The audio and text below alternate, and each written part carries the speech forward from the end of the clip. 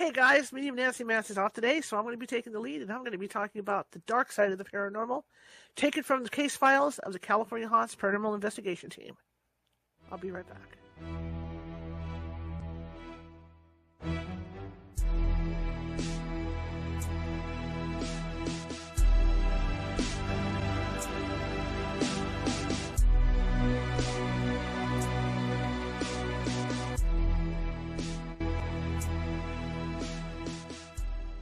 Grab your popcorn and snacks. Find a comfy spot, take a seat or lie down, and let me transport you to a place of fantasy, ghost stories, ancient legends, odd creatures, alien encounters, and other magical topics. You may even decide to join the conversation. From faraway lands to your own backyard, with a small dash of pixie dust. Turn out the lights and open your minds. The journey is about to begin.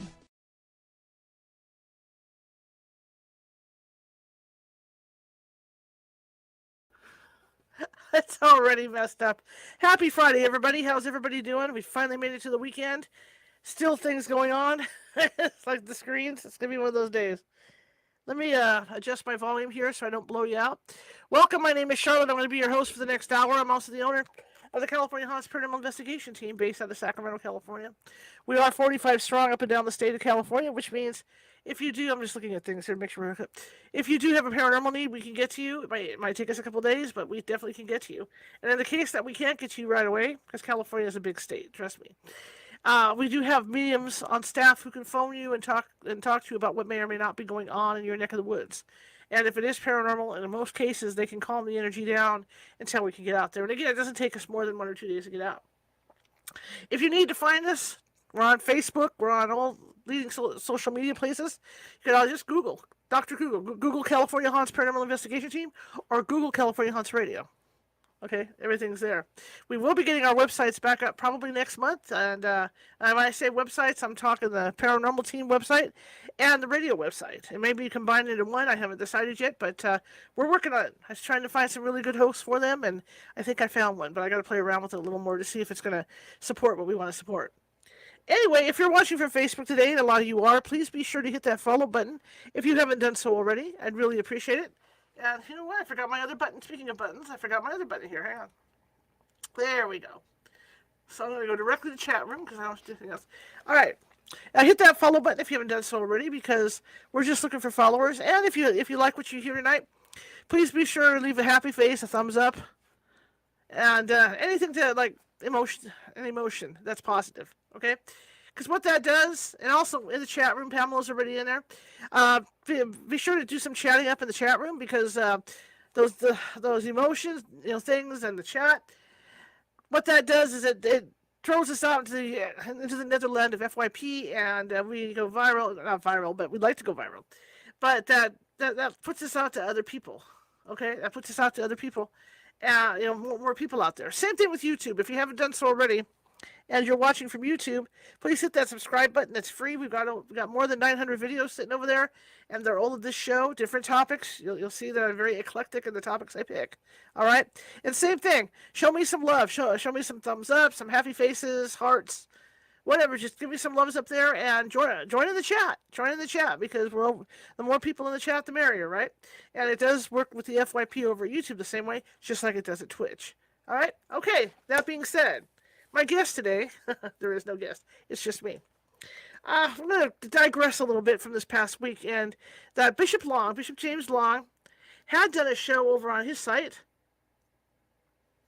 I'm looking at all the names coming in. All right, let me look at this. Okay, so, Bishop Long, I think either this week or last week, did a show on TikTok about, and probably faced YouTube as well, about demons and demonic forces and how the church, how priests deal with that and whatnot.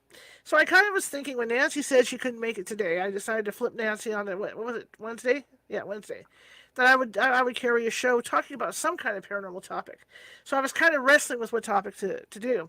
And then last night, having Jason McLeod on, talking about some of that stuff, brought back a lot of memories for me. And so I thought really hard about this last night, and then I thought, well, why not? I'm going to talk to you guys about dark forces. Now, when I used to do conferences, live conferences at different hotels, one of the hotels I used to go to is, No light back there. Behind Grogu, it's like really dark. Huh, okay. I gotta boost some metagame back there. Anyway, I'm very meticulous this way. I always see about the lighting. Anyway, he reminded me about some stuff. And like I said, I did a conference once at the Holbrook Hotel where I talked about this. And it's because at that time I was shook. I mean, it takes a lot to shake me. But at that point, by the time we got to that particular conference, we had been doing a lot of dark cases. This team has, and I don't talk about it that often. I mean, demonic stuff doesn't come up all the time. It comes up more now than it used to, because I think people are more aware of it. But back then, it didn't come up all the time, and so you were lucky if you had 3 or 4 demonic cases, even two to 3 demonic cases a year. You know, and I'm not saying the word lucky because it's not lucky. It's not fine to get that short straw. But it all started out really, really calm, and we ended up getting a shaman on staff, and the shaman would cleanse places of dark entities. And I think, like Jacob said last night, once we got that shaman on staff and did our, and handled our first dark case, there was like a target put on the team, because nothing would come in unless it was a dark case. And I'm talking, either an angry ghost, spirit, whatever, or a banshee or something out of this earth, or demons, right? The big D word. And I noticed that all our cases turned dark, and it was very stressful. It was a very, very stressful time, because that kind of stuff you can't play with. And this is something people don't understand. Give me a second. I almost spilled them. This is something people don't tend to understand, is how dangerous those cases can be. But another thing people don't understand, and I agree with Nancy. Nancy doesn't believe in demons. She never has, but I do agree with her in that it's not all demons causing the activity. There's ghosts out there, angry ghosts, or we call it insane ghosts, like Nancy calls it. But there's angry ghosts out there that were angry people in life, and they're going to be angry when they're dead. And they want to scare people into thinking that they're demons. And the reason why I say that, let me turn this just a tad. Okay, that didn't help at all, did it? Okay, let me turn it back over. My luck, I'll knock it down on myself and be mad. And the reason why I say that is we had one case. I'm not going to give names or locations on these cases. I'm going to say Sacramento. Here in Sacramento, that when we did the prelim, we picked up what almost sounded like a growl, a demonic voice, kind of growl. And this woman had been having these dreams. And during the nights while she was sleeping, she would watch TV like everybody else, movies, and whoever the particular actor in the movie was, she would see in her dream, and she would have a wet, let's just say a wet dream, right? And they would get together in the dream. And I kind of laughed it off, and I said, "Wow, wouldn't that be cool if it was Tom Cruise or somebody?" Yeah. I kind of made a joke out of it going in. Well, what we began to realize during the investigation was that it was this particular angry ghost who was doing this, taking on another form. But what was interesting about the prelim on this case was that we went in. Mickey McIntyre and I did the prelim, and Mickey's blonde. And as I'm interviewing the lady, I start the recorder up. We always, we have a 100-question questionnaire, because we're trying to see, are we dealing with just a regular ghost? Are we dealing with a demon? What are we dealing with? So I cover everything in this questionnaire. Okay, so as I start the questions, and here comes this voice. None of us heard it audibly or anything, and it's screaming, "Get out!" And it sounds like some kind of animal screaming at us. It almost sounds like a cougar or some kind of cat screaming at us. I bring the recorder, I play it back in the car, and Mickey and I are looking at you like, holy gods, what's going on? Well, while I'm doing this prelim, Mickey felt her cheeks being pushed together, and she could taste blood in her mouth. So whatever this was pushing her cheeks in to the extent that it made her, it forced blood out of her mouth. So we knew we were dealing with something dark, and I wasn't sure exactly what it was at that point, because we were at the prelim, right?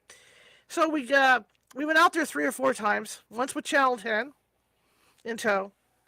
And the night with Channel 10 is when it got really wild, to the point that I had a couple investigators that had crosses on around their necks. And during this investigation, they came out shook because something had grabbed the crosses and were making the crosses stand out um, perpendicular with the floor of the house. So that scared them. So they came out, trying to calm everything down. Holy water, sage, the whole ball game, trying to get everything calmed down. Another one of my investigators said that they had been touched in their private place. It was a male. Said he'd been touched in his private place. So Trish was there. I think Karen was there. The shaman was there. And I think what it turned out to be was this one was an angry ghost. This was not a demon. It was an angry ghost. But it was a hard ghost because it was attached to the homeowner. So we went through a lot of stuff during that investigation. I even felt chest pain. I have congestive heart failure. And while we were sitting there talking after the investigation and having our quick meeting with the client, I could feel pain in my chest kind of throbbing. So I knew I had to get out of the house, which I did. I left the house at that point. And then the shaman took it over, and she was able to get whatever it was out of that house and get it calmed down. But we do have some really excellent EVPs out of that house. But this thing had come at us, and again, it wasn't a demon. Like Nancy talks about, people dying angry, or they get stuck somewhere, they can't get out of somewhere, and they become insane. What she calls insane ghosts. I'm going to categorize this as an insane ghost. Okay, it was trying to act like a demon to scare us away. So that was that encounter. Like I said, the demon stuff was few and far between, but we had actual ghost encounters, angry ghost encounters. And there was another place that we did, and I'm uncomfortable a little bit talking about this stuff because I got attacked here after one of my cases. I actually ended up getting attacked, and I'll talk about that one a little later. The other thing to point out before we really get into these cases is that if somebody comes in and tells you they're an expert at the paranormal, doing this stuff and ghost hunting, I'm an expert ghost hunter. No one's an expert. Laura Young and I had that conversation one time about, I always had a lot of admiration for her because she had been around so long with her team and everything, and they had a really good reputation. And I said, wow, I admire you. You're my mentor. You're an expert at this. And she says, no, there's no experts. You read, say, her book or somebody else's book, and you're going to get, differing opinions on what's going on in these cases. And that's what it is. It's not an exact science.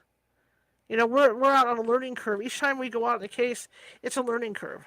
And that's the attitude you have to take. You also have to go out with the utmost respect for what you're doing and for your client and who or whatever it is you're dealing with where the paranormal is concerned. You have to go out with respect.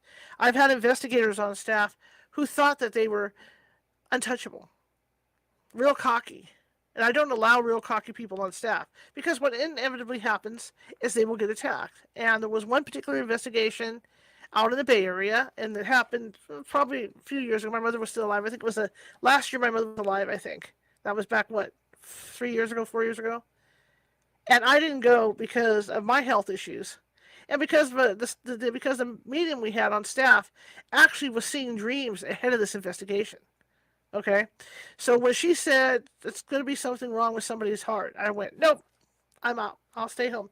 So we were able to monitor. I was able to monitor from home because they had their cell phones on, and so I set up a whole camera system here to where I could see multiple phones. So I was with them on the investigation, but I wasn't physically with them. Well, one of our investigators who had the attitude and used to say this stuff, hey, I love this stuff. Nothing touches me. Nothing hurts me. Blah blah blah. He was upstairs in this house, and he did his walk. He was doing his walkthrough, and they had to go up and get him because his heart was racing, the sweat was pouring off, and he got confused and couldn't find his way downstairs from the upstairs. They had to take him outside, and they were just about ready to call him an ambulance when he said that he didn't feel good and was going home. So, the guy, he really got sick, and it turns out this one was demonic. We ended up turning it over to a priest to deal with, at the very end on this one. Like I said, I wasn't involved in this, but this thing was demonic. And there's even a picture of the family outside barbecuing, and the thing is in the window staring down at them. And it doesn't look human. It looks demonic. Okay? So, yeah, we ended up calling a priest on that one, but we did get an investigator who got physically ill during that case. So, I mean, that's the stuff to watch out for, especially if you're doing paranormal investigating. You can't go in and you can't be cocky. You have to respect what you're doing. You can't be scared either, okay? Because they can feel your fear. They'll get in your head. If you're even remotely sick with a cold, I've seen people try and go investigating pregnant and just totally gives me the willies when people go do investigations pregnant, or they bring their small kids out. You know, when I took my mother out, it was never anything demonic. There was one that might have been demonic, but we were able to, or a couple of them. But I mean, I never took my mother into a dangerous situation, ever. That's why you do such a thorough preliminary investigation. You know, so you know what you're walking into. And sometimes, like I said, they hide.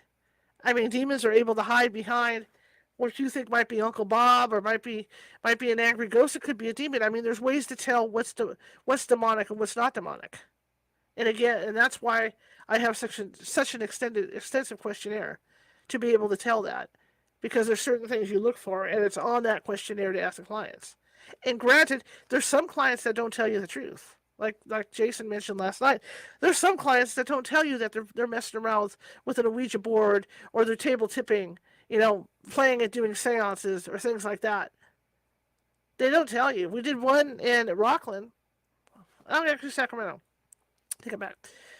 Where Trish was lead on it. We did one in Sacramento, and we were trying to figure out what the hell was going on, because we were getting conflicting things. This lady had kids, and she was saying this was going on. Objects were getting moved around, you know, all kinds of things. She was having nightmares. All this was going on, knocks on the walls, and we couldn't figure it out.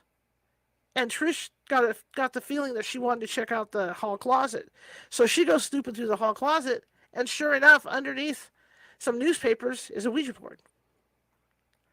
So the client had sat there and told us, and her kids told us, that she had never touched an Ouija board, or they had never touched one. And sure enough, they had been messing with it, which of course opened up the doors for this thing to come through. That's the stuff that happens. And and Jason talked about that with some of the cases he's done with the Warrens, that they found that stuff out, or John Zaffis too, you know, that he's done that they've had to find out and really talk with the client about it. I mean, there's groups, I'm not going to say names of guys that have been on TV, right, that I've seen that do that kind of work. And the minute they see an Ouija board and they know that the family lied to them, they will walk out, because they're not getting the truth from the client. You know, I just sat down and had a chat with these people. Said, look, you've got to tell us the truth, because not only are you in harm's way with whatever this thing is, you're putting my team in harm's way. I had to call my team out of an investigation to retreat during an investigation in Rockland, because the client withheld information.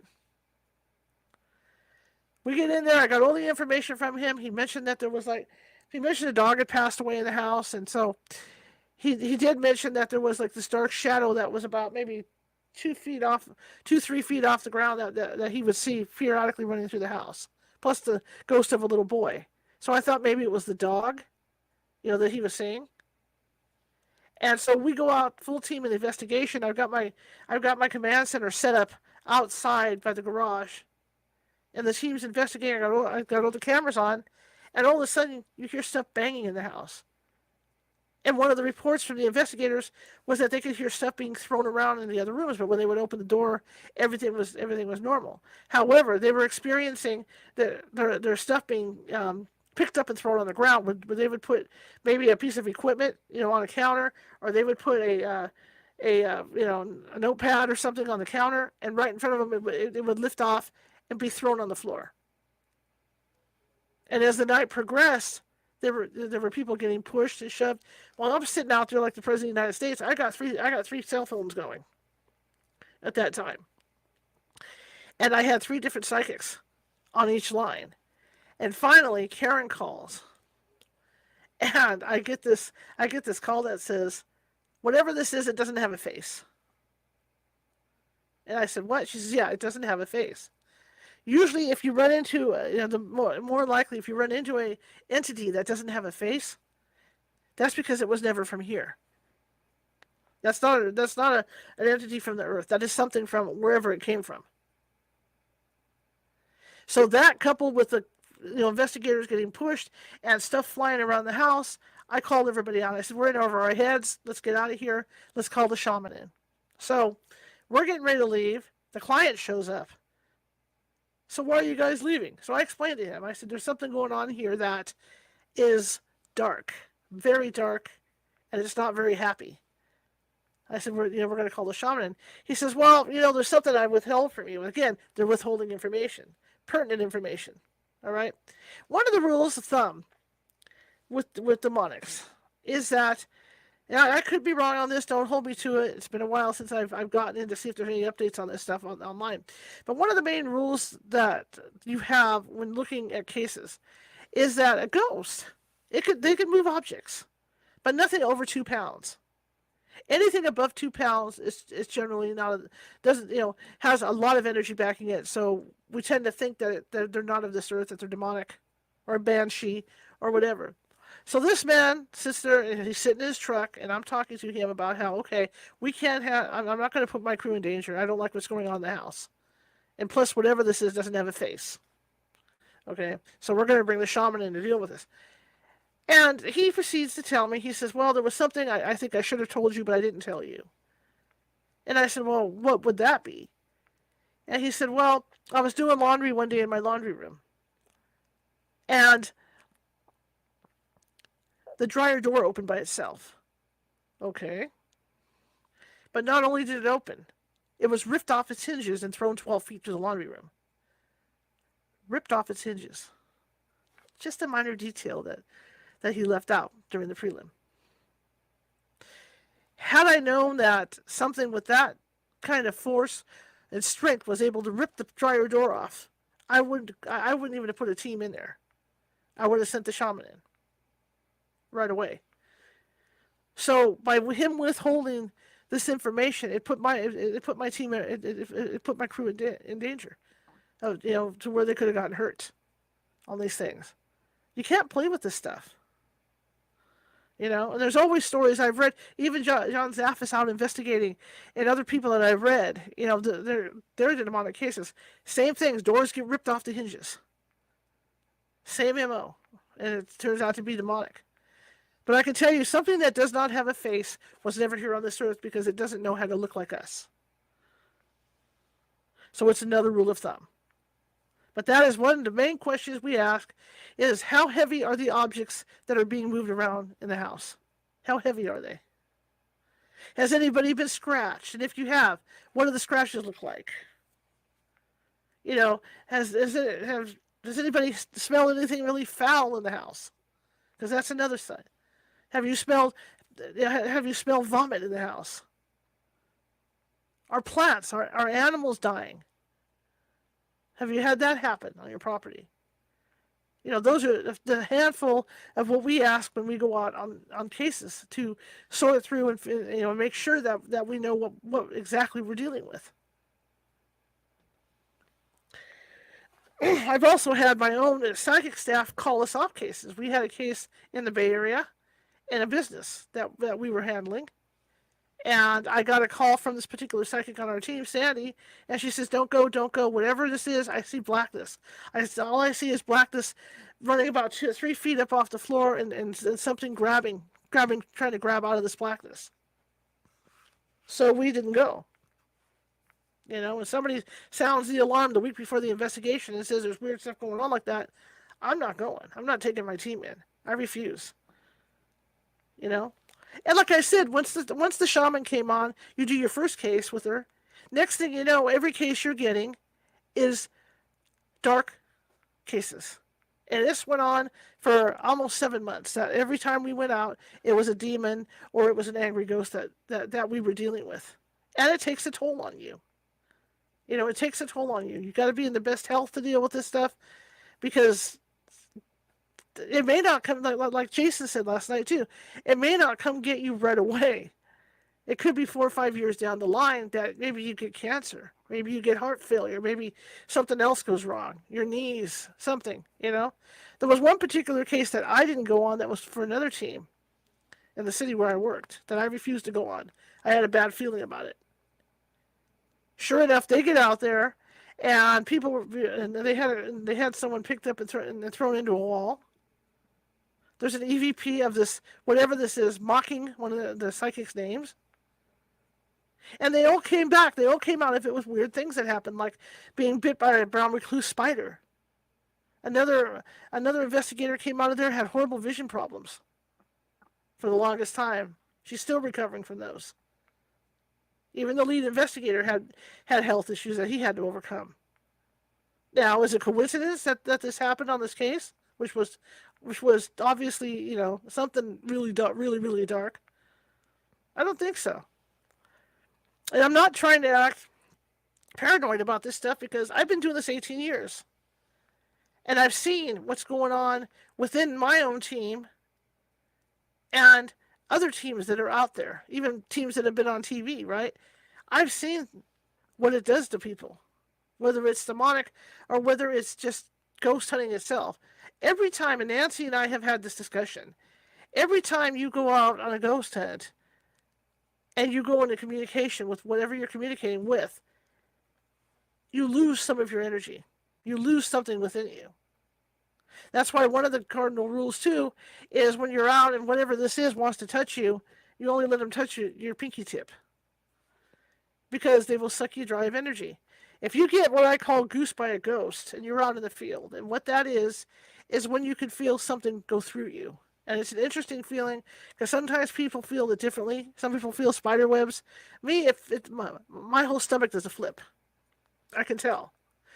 I've been doing posts, you know, where you sit down with the client and you go over the results that you got from that investigation, just like they do on TV, right? Ghost hunters, right? And I was sitting in the Woodland Opera House and something went through me there. Pretty wild stuff. And then what happens is because you weren't grounded, you weren't protected, you sleep for 3 days afterwards because all of your energy has been sapped. Every last bit of your energy has been sapped. Because a ghost wants to feel your energy again. Because they don't get to feel that. So that is something that they want to feel. They want to feel your life essence. So they can feel that for a few minutes. And some ghosts will do that. Not all of them, but some will do that. And I've been goosed by a ghost on several occasions. Several. Now getting back to the case files. So we talked about the Rockland one. The Rockland one ended up, the shaman said it was a family curse because that happens. You run into that a lot where it's something having to do way back with the family. And so she went through and did all that. As far as I know, everything's hunky-dory out there. But a lot of that was asked for this thing because the teenage daughter would love to watch the ghost hunter shows. And so she thought it would be fun to invite ghosts in the house. And unfortunately, once you open that door in your home, it's very hard to close the door if you don't know what you're doing. And that's what happened in this case. She opened the door, had no clue what came through that door, and it was all negative. All negative. They drew in all negative. So it does happen. I'm not trying to be a Debbie Downer. I know it's Friday. Everybody wants to sit back and drink beer and do whatever. But that, like I said, talking with Jason McLeod got me to thinking about these old cases that we had and gone on. The worst case that we ever did was out in Arbuckle. And that's a rule for people that are on RSS feed and people that are watching from back east. That is a rural area. Excuse me. I like eating Groger's brains, right? Yeah. Anyway, that's a rural area north of Sacramento. And another team had gone in on this particular case, and they felt that nothing happened out there. And this woman was being attacked at night while she slept. She had animals dying on her property, pets. and she had some farm animals that had died on the property. Couldn't figure out why. And she was seeing stuff in the clouds. She was seeing her TV would be doing weird things. Things were floating around the house. Objects were moving around, heavy objects, doors being slammed, things like that throughout the house. And she also had the same issue that the other client had, where when she woke up in the morning, she was feeling she was feeling as if she'd been violated by something. And the second she said that, I knew this wasn't a fake. I even had the original client call her to see if she could get more, hey, this happened to me, what's going on with you, and, back and forth to see if we can squeeze some more information out of this woman to see what was going on. In the meantime, I had a woman with me who wanted to join the team as a psychic. And so I said, well, come on to this one, we'll do the prelim. I usually ask questions, do a walkthrough, and then we get a feel for the house, and then the full team comes out. She came out with me, pulls into the driveway, and says, I don't know, I don't feel good. I'm not feeling good at all. I really don't want to go in. And I said, okay, that's up to you. You can wait in the car. I'm just going to be asking questions and maybe take a walkthrough. So she finally came in and said, okay, I'll try this out. So we went into the garage. She had a big, big garage, kind of barn garage combo thing. Went into this garage with her and doing the walk around. And she stops and she says, oh my God, do you see that? And I said, I don't see anything. And I admit, I do have sensitive abilities. I can turn them off. So I was off that day. I wasn't about to see things. And she was looking up in the rafters, and she says, "You don't see it." She says it's only like 4 foot tall, 3-4 foot tall, and it's dressed like a penguin. And it's got glowing eyes. And I said, I'm sorry, I don't see it. So I did the walk around. She went outside. She didn't want to be in there. So I did the walk around. Came outside, was talking to her, and she says, "You know what? I'm leaving. I'm not dealing with this stuff." She was terrified of whatever that was. So at that point, I knew we were dealing with something really, really bad. So we come back out with the team members, and my mother was with me on that one, and boy, did I protect her in the house. Nothing was going to get through the protection I put up for her. But anyway, as we're going in the house, because a client had gone out to get pizza for us, bless her soul. And I was the first one through the door. And it was still daylight. The sun was just starting to go down. And as I started to walk into the house, I see a shadow go down the hallway. And the shadow was only 3 feet tall. And it went running down the... I mean, literally, you could see it leaned over, running down the hallway. And I thought, oh boy, it must be that thing that the psychic saw. So we start the investigation, and I said, and I had doubled everything around my mother, and I told her not to leave the couch. Just stay in this area. I circled her with blessed salt and all this stuff. And then technically my command center was right in front of her, so if anything came through, it would have to come through me first. So, and I did another half circle around me too. So I go into the bedroom to do an EVP session, the master bedroom. And I start the session with the usual stuff. Hello, my name is blah, blah, blah. Today is Saturday, blah, blah, blah, blah, blah. The time. And then I came back in to listen. I got back to the command center, put my headphones on while everybody started the investigation. And I hear this EVP, and it's a Class A EVP. And it scared me to death. Because the voice on the EVP was kind of in a semi-whisper. And it said, Gabriel, watch out. And I had to think about that for a second. Then it dawned on me. All right, my mother's very Catholic. I've got a blessed cross around my neck all the time. It was one angel or entity warning the Archangel Gabriel to be careful in this house. Gabriel, watch out. So I pulled the team around me and I said, look, this is what's going on. This is what I just heard on the CVP. Be careful. So we had reports going on, from the team members. The team members would go to the bathroom. They put their paperwork down, next to them, and the paperwork would get slapped across the room. I had cameras, because of course we got the monitoring system up. All my cameras were getting knocked over on the floor. Something was pushing the cameras down. So then they decided, Trish decided to go Trish's son, decided to go outside. Trish stayed in with us, talking to the client. And they decided to go do some stuff in the garage. And while they were out there, and I think Trish reported this too, while they were out there, Trish came back and said, "Oh my God, I can smell vomit. The whole garage smells like it's full of vomit." And I said, "Okay," because the shaman was on her way. And I said, "Okay, as soon as the shaman gets here, we are going to just sit back and let the shaman do her thing, because I think we are in a demonic situation." Her son comes in, and he's very gifted. And he said, "You know what's weird? I heard my mother's voice. It was calling me into the corner of this garage in my mother's voice." And at that point, the shaman shows up. And I'm thinking, oh, thank God. So she goes outside with a handful of people. We're inside, talking about what's going on in this house and, what we should do. Should we leave and let the shaman do it on our own? Should we stay there and assist the shaman? Because whatever this is really bad. And, we need to figure out what the hell it is we're going to do and what the hell it is we're dealing with. Well, the client had been taking pictures of the clouds, cloud formations.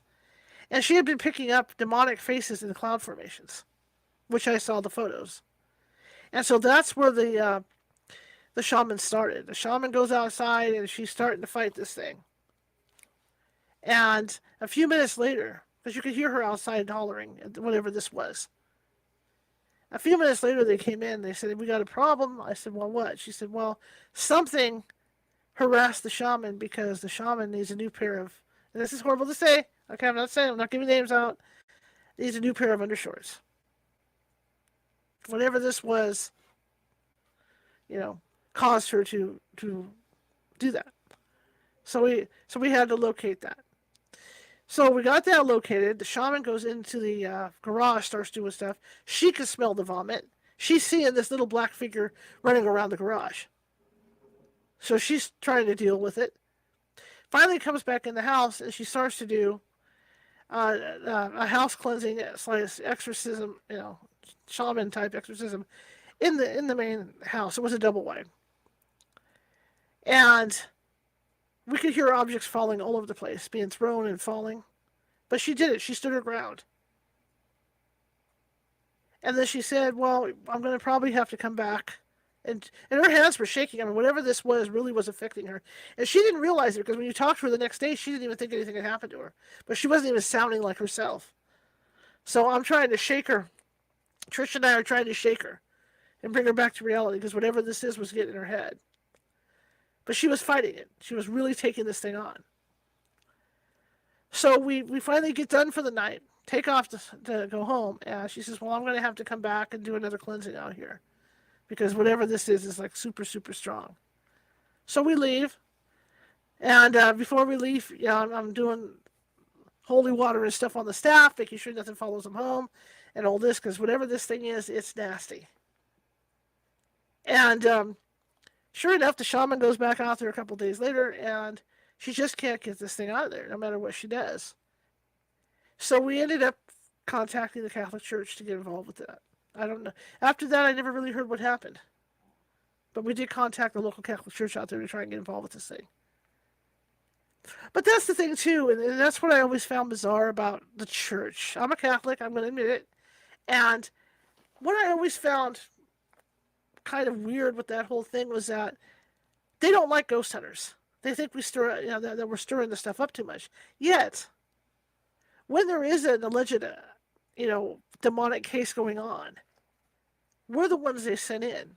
They send in because they want, before they can even get an okay to do an exorcism, depending on who it is, okay, depending on who they're going to ask permission to. A lot of guys have to go through some people go through the Vatican. I don't know for sure they go through the Vatican, but they go through whoever's above them in ranking in their particular church to get permission to do these cases.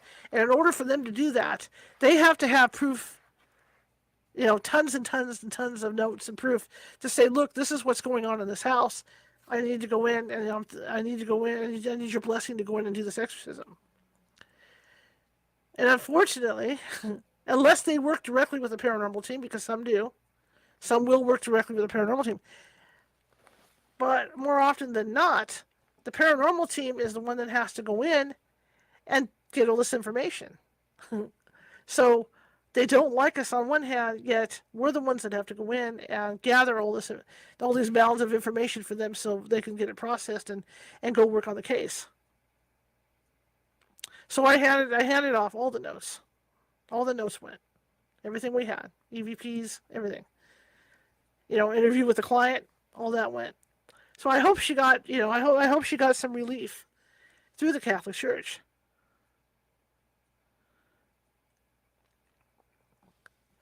But it was like Jason said last night, people just aren't careful. I mean, teams go in, they see this stuff on TV. It looks all fun and dandy. It's just it's Hollywoodized, right? It's all Hollywoodized.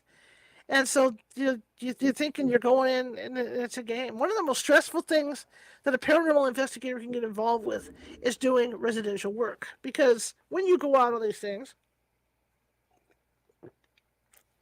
very warm in here, when you go out on these cases, you're dealing with people's mental state. You're dealing with people's, it's not a game to go out here. Ooh, you got ghosts, let's do this, blah, blah, blah. That's not what it is, man. You can't go in with that attitude. You're dealing with people's mindsets. You're dealing with people's lifestyles. You're dealing with so much that you could screw up.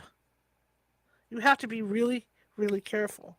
Which is why, staff-wise, I always make sure I have a psychologist on staff and other people, social workers and things on staff like that. And nurses on staff, paramedics. Because you just don't know what you're going to run into. And, there's more often than not, like on some of these investigations that we've done, it'd be like somebody elderly seeing things in their house and it turns out it's a medication issue. It's one of their medications that's causing them to see things.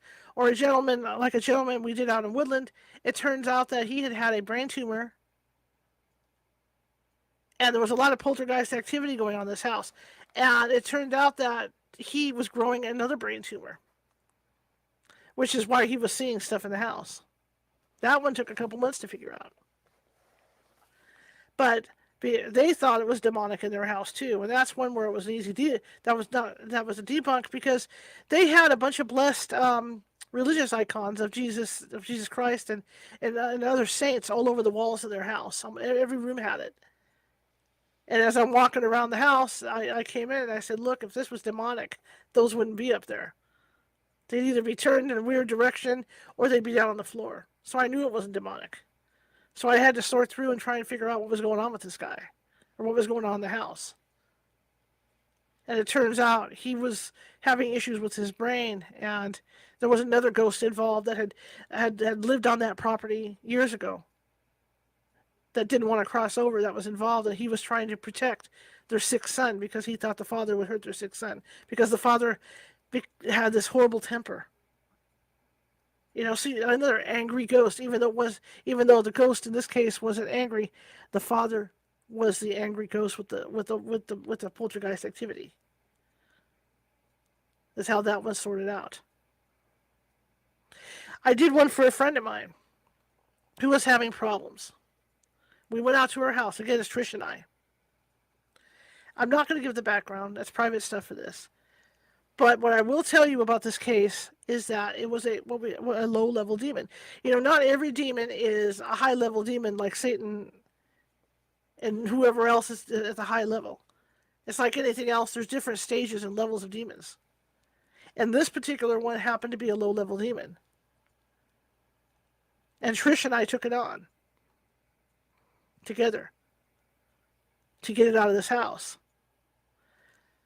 So following the investigation, the ladies put blessed salt all around the outside of the house to keep this thing out once we got it out. Right? So I thought I had blessed myself, cleansed myself enough coming out of this case. I go home, and I'm sitting there going through the evidence review, and my arm starts to hurt. My right arm So I look at it. I've got 3 scratches going down this way. Left arm, 3 scratches going down. My air conditioner. I have a through-the-wall air conditioner. It's an old house built in the 50s. And there's, for anybody that's had an air conditioner like that or a through-the-window air conditioner, there's a way to clean the filter. You have to take the front off and then pull the filter, rinse it, and then put it back in and then close the front. Well, whatever this was, tore off the front of the air conditioner and threw it across 3 different rooms. Boom. And it hit with an impact. So I knew whatever that was in that house had followed me home. So I had to, try and scream it out of my house and all this. Ended up over at the Catholic Church getting some holy water and doing that and, and blessing all my equipment and everything else to get this thing out of my house. But it followed me home. It came to get me because Trish and I had banished it from that other house. So it came after me. It's stuff like that you run into doing this stuff. And I'll tell you, like I said earlier, it may not attack you, it may not get you right away. Sometimes they lie in wait. There's another lady that I knew that was a demonologist, and she eventually ended up with having blood pressure problems. But it didn't happen right away. She has spent all kinds of years doing this work, banishing these things, getting them out of people's houses. And it took, like the 28th year of her work before she started to show effects from it. Maybe coincidence, maybe the blood pressure issues run in her family. But it sure as hell happened. And when I started to look around at my team at that point and what was going on with their health, I couldn't believe it. Coincidence again? Who knows? But when you look at it, I ended up with congestive heart failure. It runs in my family, so it could have been, a family thing. All right. Another one of my team members had stomach problems, real bad stomach problems. Another team member had cancer. They'd had it before, but that's what they passed away from. Another team member, stomach problems. Another team member got into a car accident, a real bad one, and survived. And then I started to look outside my team at the people that we watch most on TV. These different people. Okay? One particular, what I call moldy oldie investigator, ended up having, I don't know if it was a stroke or a heart attack, but ended up having a heart attack. Again, the heart. There's one on TV now that used to be very healthy. And if you look at the stuff, sometimes it'll show the medication he's on. He even wears a filter over his nose all the time for asbestos or whatever because he's having trouble with that.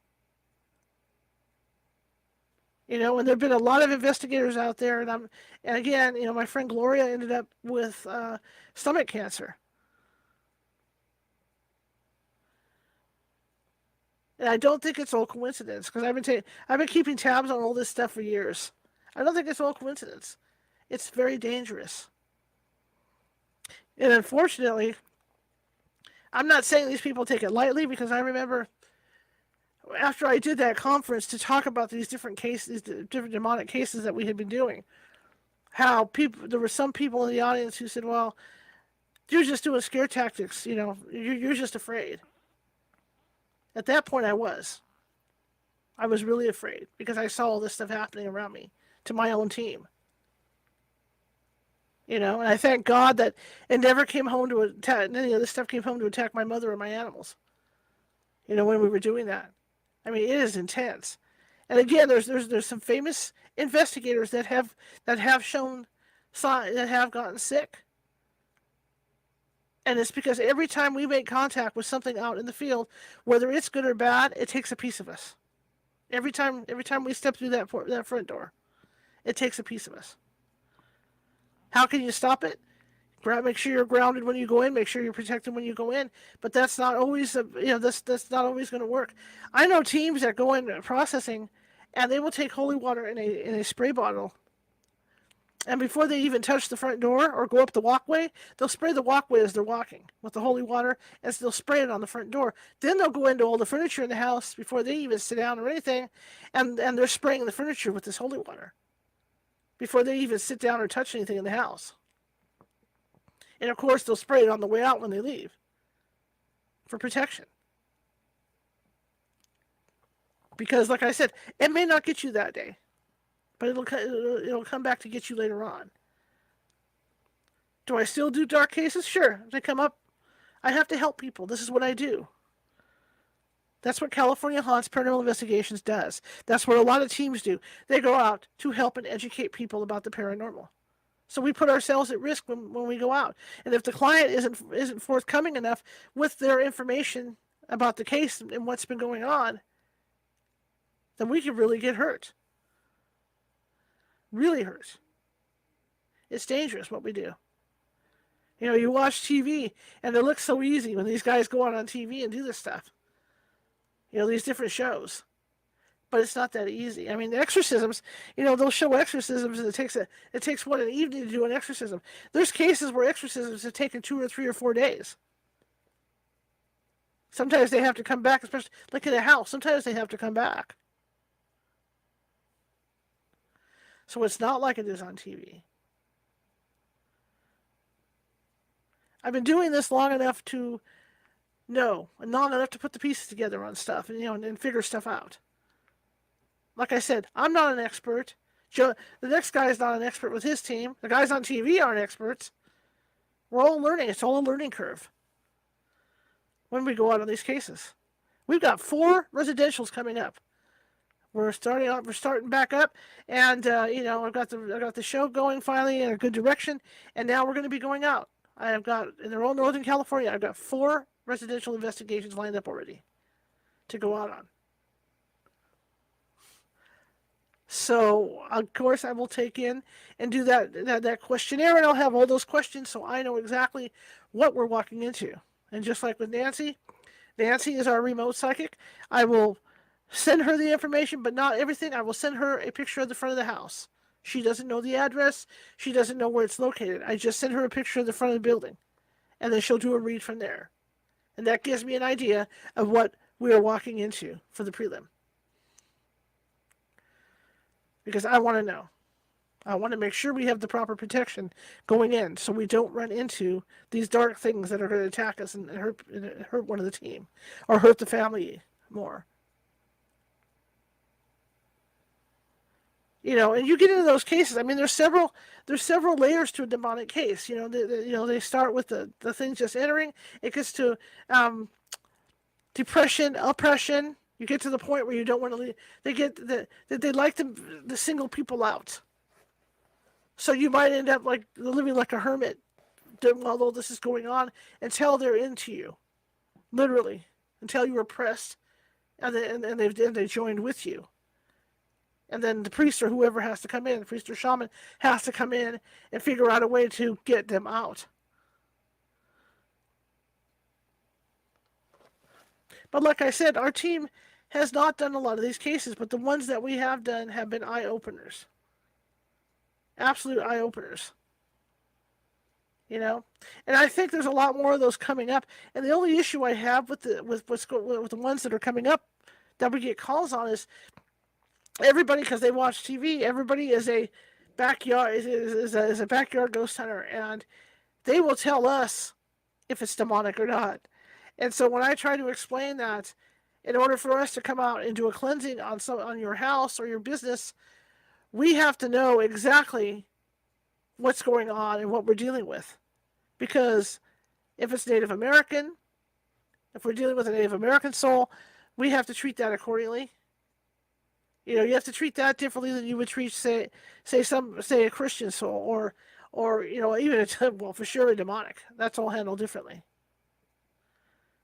But we have to know that. So when somebody calls like that and insists that it's a demon and they want us to come out and deal with it, and that's all they want us to do, we can't do that. Our team doesn't do that. You have to look into it because you do not know what you're walking into. TV has TV has turned it into I'm not saying a fakery thing. TV has turned it into just an everyday thing. It's like a nothing. When I started out doing this 18 years ago, I remember the clients were real hush hush about these cases. You really had to work to get them to tell you stuff. But now it's like a nothing because everybody's been desensitized because of TV. But the problem you got is it's hell on the ghost hunters. At least the ghost hunt teams that are doing the right job to help them. Okay?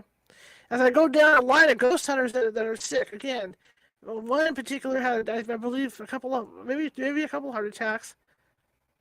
There was a famous couple that had their problems. We're not going to go into that. There were some people in India that were ghost hunters, and I'm aware of two of them that ended up dying. I've known so many people that have passed away following ghost hunts. So it's not a game. You can't go in with that attitude. Just like that guy that was on my team that totally was almost literally having a heart attack because he wanted to be arrogant. You got to respect it all. You got to respect. And are there angry ghosts out there? Yes. Like Nancy says, yes, there are. There are insane ghosts. But they're, in my opinion, okay.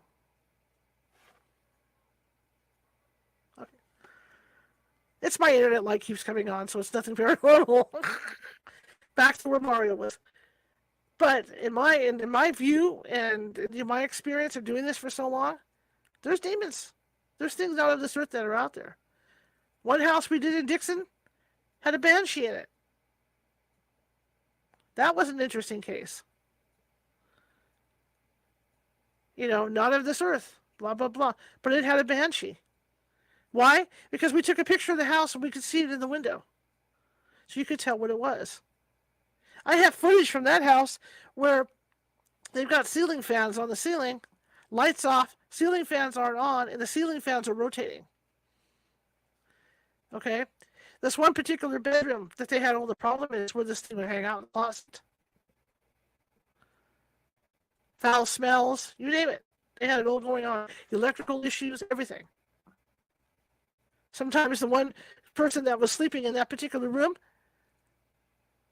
her personality would change. As if something was talking through her. So, it's stuff like that that's out there. I'm not trying to scare anybody from ghost hunting because if you're in it to help people, that's what it should be about. But there are cases like Jason was talking about last night and like I'm talking about tonight where, yeah, there's some scary stuff out there. And it could hurt you when you're doing this. You can't be fearful of it. If it's going to happen, it's going to happen. But you can sure as hell protect yourself. Make sure you're protected before you even step foot through the door on these cases. Because it does happen. And then you have to know when to walk away and say, look, we're in over our heads. Let's call someone else in to handle this. There's nothing wrong with that. There's nothing wrong with saying, no, we're not going to handle this. I'm not going to have my people hurt. Anyhow, all right. Well, that was a quick hour. Didn't think I could fill it up, but we did. Hope I informed you guys about this stuff. Not to scare you, because I see some of my team members in the chat room. I see Susan, I see Marisa, and a few others in this chat room. But that's it in a nutshell for us. Like I said, we, over the years, haven't had a lot of demonic cases, but we've had a lot of dark cases. And believe me, when the shaman left the team, the dark cases stopped.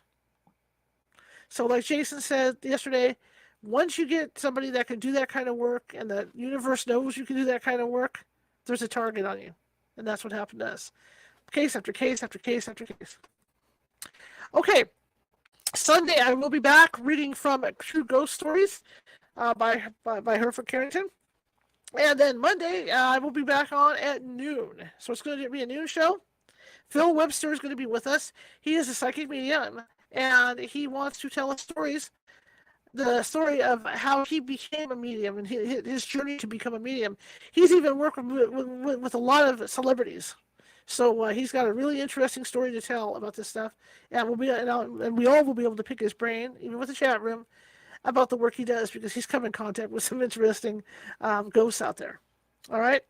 But I want to thank you all for coming tonight. I really appreciate it. And hang